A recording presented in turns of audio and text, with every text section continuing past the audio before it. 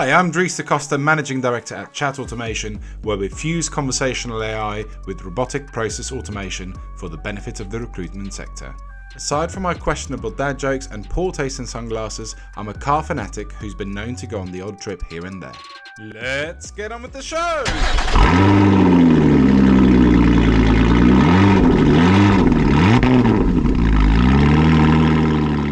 Well, hello, it's about 10 to 8 on a gorgeous Monday morning. We've got a long working week ahead of ourselves, so I'm desperate for some caffeine. However, given the beautiful weather conditions, it would be wrong not to take advantage and go for a drive. Having a strong preference not to be Billy No Mates on this occasion, I'm going to put a call in to Alexandra Chirica. She's a former recruiter herself and self-dubbed accidental RecTech entrepreneur and founder of Recfindr.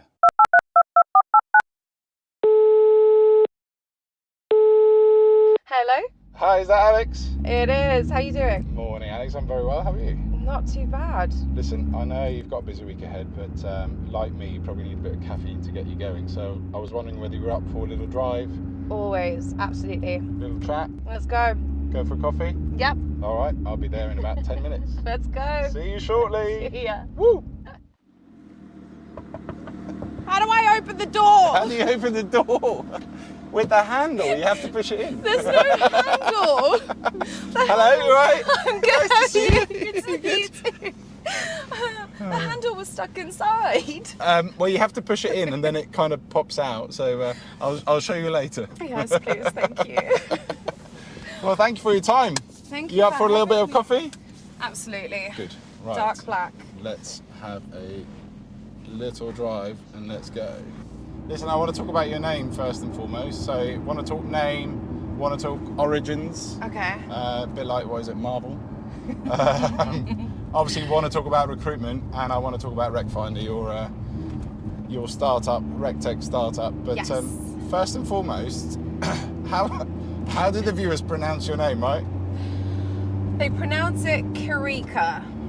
Chirica. And there's been many variations of my name from Chorizo, Shakira. Shakira? I like that one. I like that one too. Chikarica, Okay. which sounds like a Chipotle sausage, but I don't know why. So there's been many variations of my name. So that goes quite well with potatoes, yeah? Sorry, that's terrible. Listen, I feel your pain because I'm the same. Actually, I met someone last week at an event and I introduced myself. He introduced himself. He said, "Hi, I'm Chris." And then, "Chris, that's my Starbucks name." Because I just, when it's early in the morning, you pop into Starbucks on your way to wherever the heck you're going. When they ask you for your name, I just had that kind of sinking feeling where you go, "Oh no!" So I've got a Starbucks name and it's Chris because it's just a lot easier to say. That's really smart, especially in the morning where you don't have the time or patience to deal with that. It's painful having to spell out your name every single time. Yeah, So. Because my first name is actually Maria. Is it really? Yeah, so a lot of people get confused.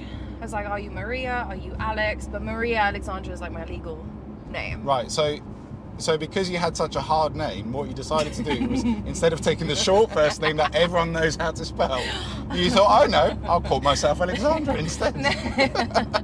No, so in Romania, you have like a religious name first. Gotcha. And I think all my grandmothers, great-grandmothers, and everyone was called Maria. So it got passed down. Okay. And then you get called by your second name.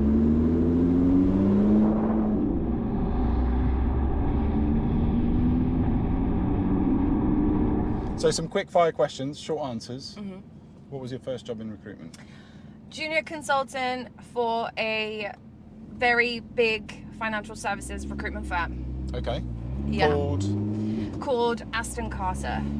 And what exactly were you doing for them? So I went into the compliance and financial crime contract team. So I started off in contract and I was a resourcer. Okay. I would speak to 10,000 candidates a day and just learn the field, to be honest. And that was very much on the phones, dials? On the phone. This was 2017, 2018. Favourite job in recruitment? Well, I've only had 3 and one of them was my own company, so I'd have to say my one Well, there with you go. Tail. And, Yeah. And what type of candidates were you sourcing at Tail? For tail, it was more senior level candidates in anti-financial crime and for fintechs. Okay. So I still stuck to compliance and fin crime, but Yeah. on the senior end, and then I just switched to fintechs. I saw big opportunity there and did that. First car? First car, Vauxhall Adam. Oh wow, okay. Nice yeah. drive? It's very cute. Okay. It's So what did this look like? It looked bubbly. Okay, like you? It was bubbly, it was all black for Okay. some style, Okay. and a red interior, not like a red interior type thing. Right. What's like matte or like shiny red? Shiny red. Bit like Cameo in the song Candy. That's what that reminds me of. We'll put a little picture on screen so people can see whether they agree or disagree with my assessment. I'm pretty sure during my late night drives at uni I was singing Candy. Oh wow! In Okay. those drives, Wow. yeah. I did think this was carpool karaoke, No, to be fair. no. Mainly because I haven't got the voice for it. Neither do I, but I have the joy and enthusiasm. All right. Well, listen. Don't let me hold you back. If you wanna burst into a bit of Candy, by all means. It's like candy. I can feel it when you walk, even when you talk. You take over me. It's like candy. I don't know the words, but I'm gonna sing till we drive this past. Okay. Yeah, sorry. Let's stop then in that case. Favorite car? You may have noticed by now, I'm not a huge car person. Yeah. But Aston Martin Victor Right. Okay. looks sexy. Right. You know, you basically went for the cheapest, bottom of the range. I didn't really include prices when I looked at how pretty it was. It just looked old-fashioned but modern at the same time. Yeah. I don't like super modern cars, but then Yeah, it's got I that like older vintage. look So to it. yeah, Yeah. and I did really like that one. Yeah, very good. Well, that's got like a massive V12. I think when it's one of a kind, right? When it was released, it was over £4 million worth of value in one car, and I'm sure it's gone up since. So, yeah, you at least you don't have expensive Wow, no. What's V12? Is that how many horses? taste. No, not quite. So we should probably clarify for the viewers. Not massively into your cars, are you? Which is fine. No, I appreciate it though. I like a nice car when I see it. Yeah. And this is a very nice car, which I know all about. You know all about, and in fact, I think you'll do the walk around later, right? Just I am. to talk us through all of the bells and whistles on this particular vehicle. I already know how the handle works. That's a good start. At least you can get in and out. That's the main thing. I don't think I can. Well, you can get in. I'll show you how to get out later. I think it's fair to say you've recently got into cars a little bit. Yeah, whilst I'm not very good with car models, Yeah. I recently started watching Drive to Survive because I got sick of everything else on Netflix. It wasn't because you were coming on this. No. This was spontaneous. Of course. Remember? Yeah, just this morning. Sugar. Now they'll all know. And yeah, so I'm watching Drive to Survive because of Hamilton. And not even Lewis Hamilton, it's because I like the show in the West End Hamilton. Oh, so right. it's a couple of paces back and Listen, the links. there's no bad reasons for picking a favourite Formula One driver, right? No, I mean, shockingly, Drive to Survive had nothing to do with Hamilton, the show. And this surprised you? Yeah, it was very shocking. But I did find the politics of it was really interesting. Yeah. I think before I just had this impression that they were all just like driving around circles. Kind of do. So are you a Mercedes fan or are you a Ferrari fan? I wanted to be a Mercedes fan, but I do like Ferrari. You like Ferrari? I do like Ferrari. You're still very much in kind of courtship with Ferrari, right? Still early days. It's still early days. So you could be persuaded to change, because I think you've picked the wrong team and the wrong driver. Why? Young British driver Lando Norris is the man, and then McLaren's a team to cheer for, really. No. Yeah, it is. No, I like Lando. I don't like McLaren. Well, let's see if we can convert you. I don't like McLaren. A few moments later. You look great. You happy? Very happy. Actually, really suits you, to be fair. Thank you. You're welcome.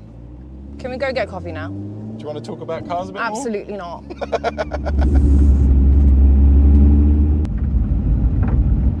So over here, we need to establish the first thing is that this is a door handle. That is how you open it. Over here, we have something which, does it release gas? No. It expels rosy, flowery fumes, as the name Lotus suggests. I'm a bit confused about this contraption, but I'm thinking Lotus had in mind to put one of those clamps in. That's what the red suggests here, is so you can deceive people in thinking that you're not clamped. Lotus is so proud of its engine that they've put it through the mirror for you to see. Don't know if you can. Can you open it up for me, please? V6, not quite the V12 of Victor, but it's hot. First edition, don't know what that means, but Lotus. We've got orange interior because Dries is a McLaren fan.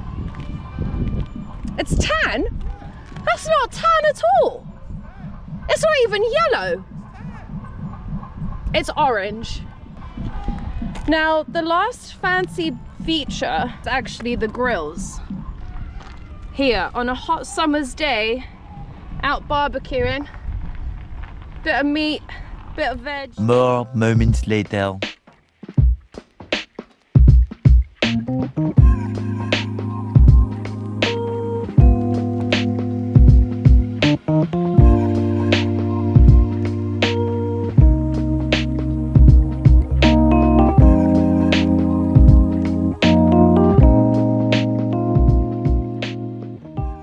What do you like to do in your spare time then? Going to parties? Are you quite fun loving? With the salsa, I heard? I'm not a massive party person, to be honest. But I did start salsa dancing, I think, in 2016. Right. At uni. Right. I joined the salsa The Salsa Society. the Salsiety. the Salsa Society. Okay. And really, really got into it then. I was going every single night in... How did you get into that in the first place?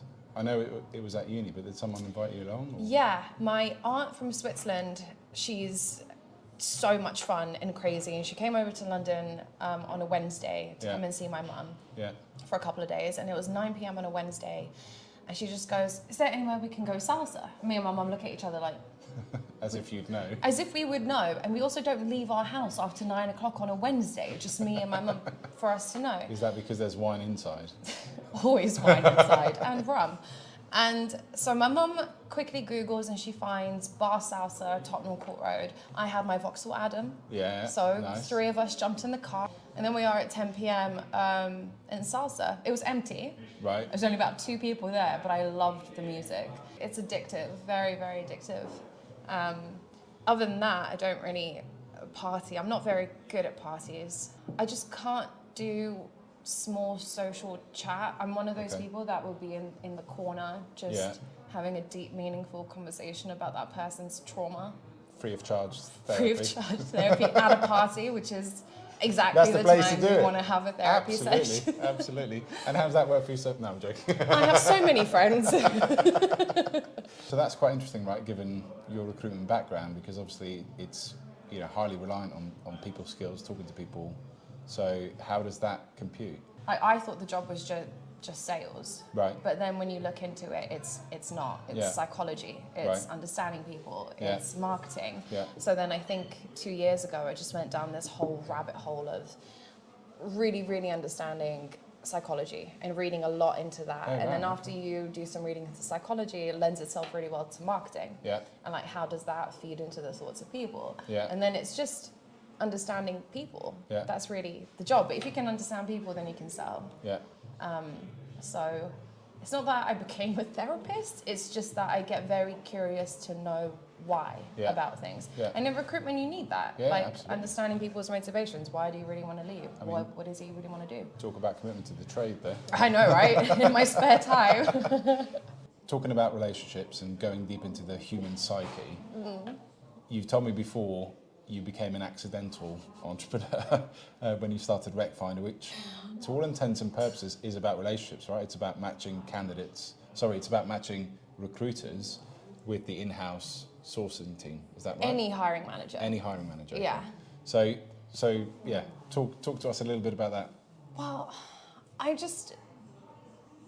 wanted to be a lawyer when I was Okay. 11. Yeah. And then I thought I would do recruitment. I never thought I'd be in a position where I own a company, let alone two.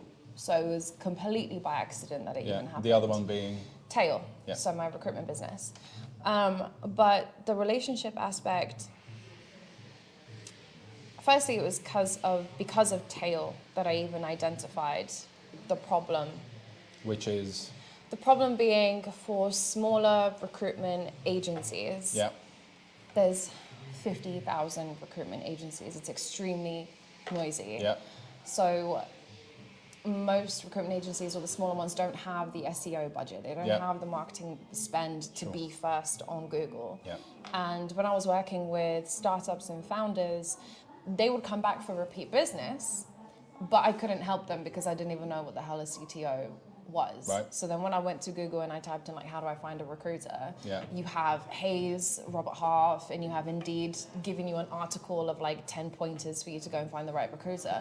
And I was just like, why isn't there a solution? I don't want an article, I want Yeah. a solution Yeah. where you can easily find them. Yeah. So you inform yourself, but at the same time, it's actually helping you solve that problem. Yeah, but it's also finding the right individual recruiter. Mm-hmm. Because even if you take Hayes, let's say there's 400 people, trying to get to the right person, you don't just call up the Hayes switchboard and then get to the right person. Sure. Like there's always going to be that individual that recruits in the space that you do. Yeah. So that's where it came from. But also, just when you mentioned the psychology side, it's flipping the model over so that the hiring manager is in control. Right.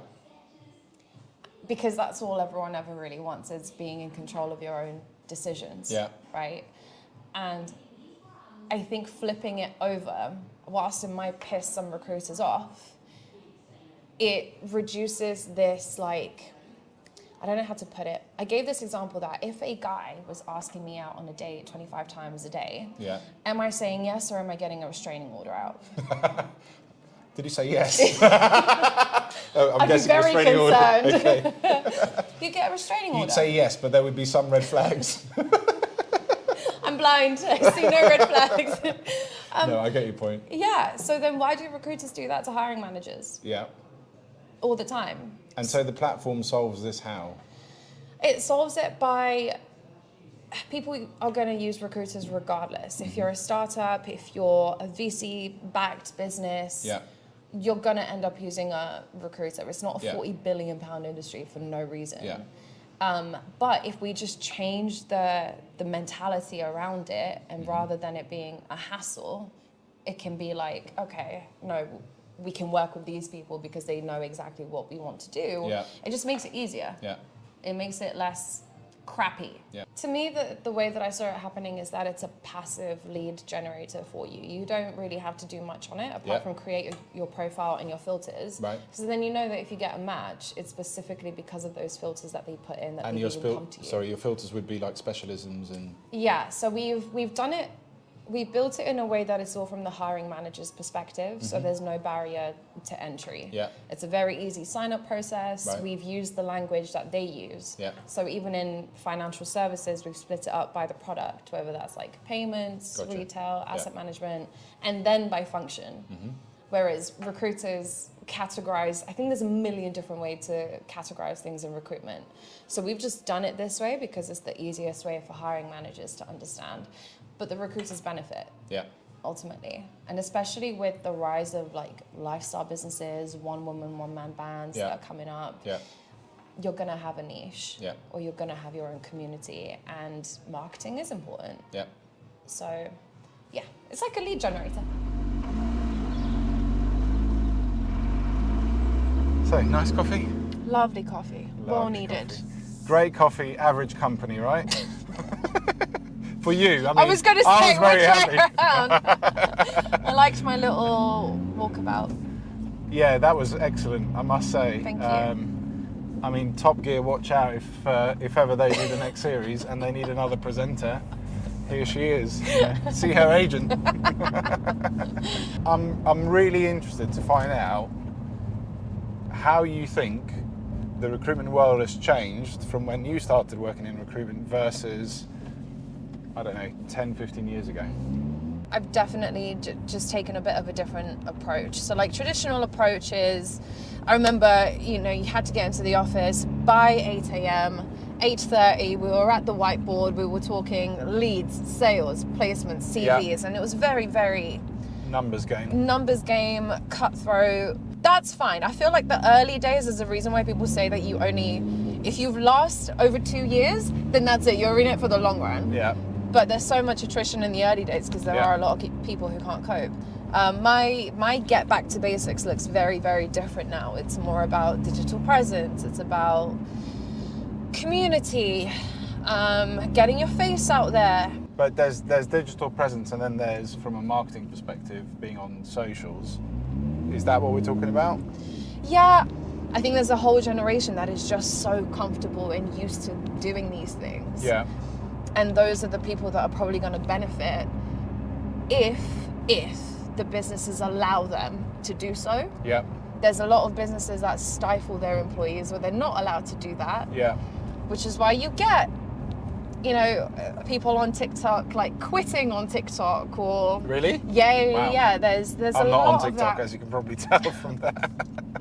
It's become a massive search function. Like if I want recommendations, I'd go on it and type in. Which is important if you're obviously looking for candidates of the younger generation, right? The True. TikTok generation. Yeah. Then what you're saying is you need some kind of presence on there. Yeah, because people will go looking. People will search. Yeah. The only thing I would say, which I'm interested to get your take on with social media, is there's a lot of people portraying this kind of perfect world that they live in, and doctored kind of photographs or whatever. And I don't know what your thoughts are, but I really think that having a personality in the workplace is making a comeback rather than kind of being this perfect person all the time. It's just not real. People know it's not real. But it is affecting, much younger people. That's a conversation for another day.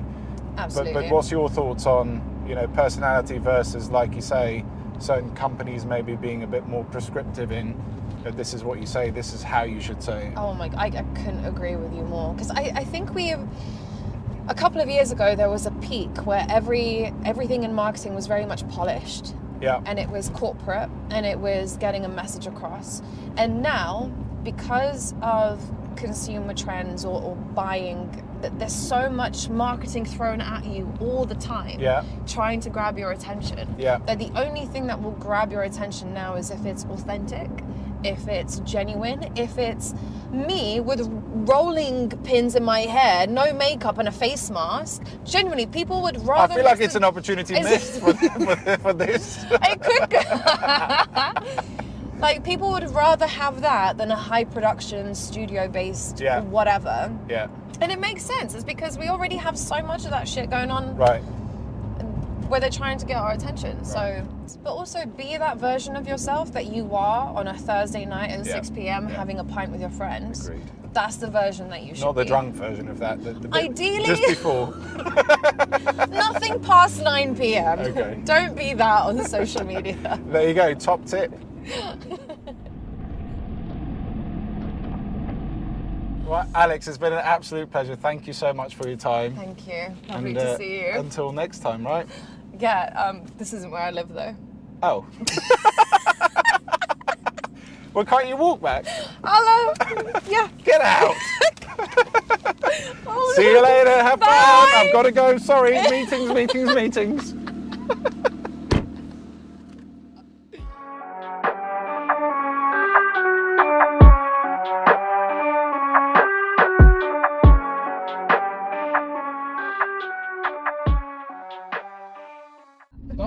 driving like a bitch. You said this is a sports car. It is a sports car. Drive it like it's one then. 20 miles per hour. Oh, come off it. I'm trying to think, interview, drive. You want acceleration? Oh my god! Got to stick to the speed limit, though. Oh my god, oh my god. Happy now?